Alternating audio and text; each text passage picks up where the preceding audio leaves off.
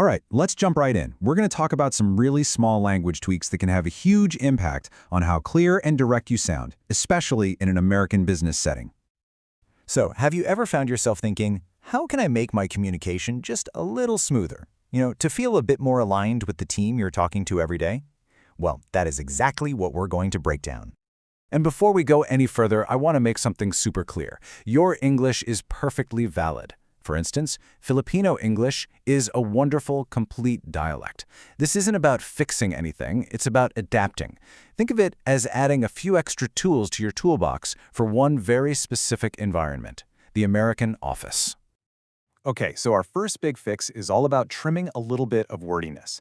We're going to look at a few super common phrases where, believe it or not, just dropping a single word can make you sound instantly more direct and natural.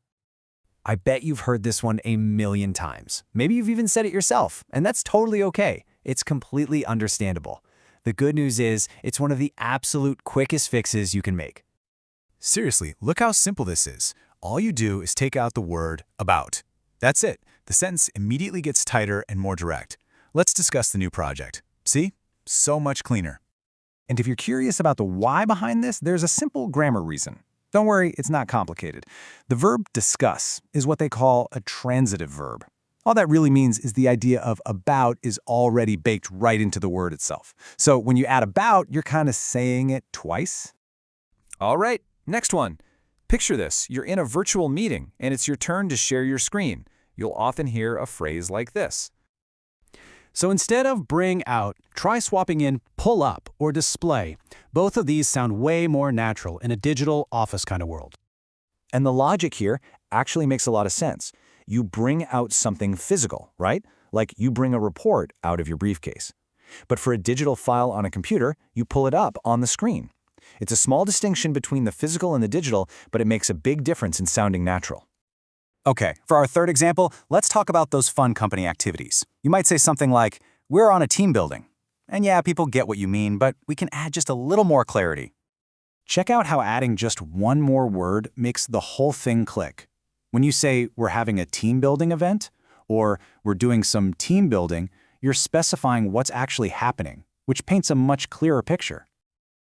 So the key here is that team building is the name of the activity. By adding a word like event or trip, you're defining the context. You're telling your listener what form that activity is taking. It's all about that little bit of extra clarity. All right, let's pull all that together into a simple, easy-to-remember guide. These are the 3 core swaps we've just covered. So think of this as your personal cheat sheet. Instead of discuss about, just discuss. Instead of bring out a file, pull up the file. And instead of being on a team building, you're having a team building event. These are 3 super simple swaps you can start using today.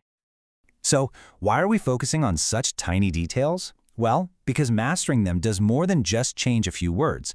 It makes your communication more efficient, it helps you sound more in sync in that specific office environment, and honestly, it's a huge confidence booster.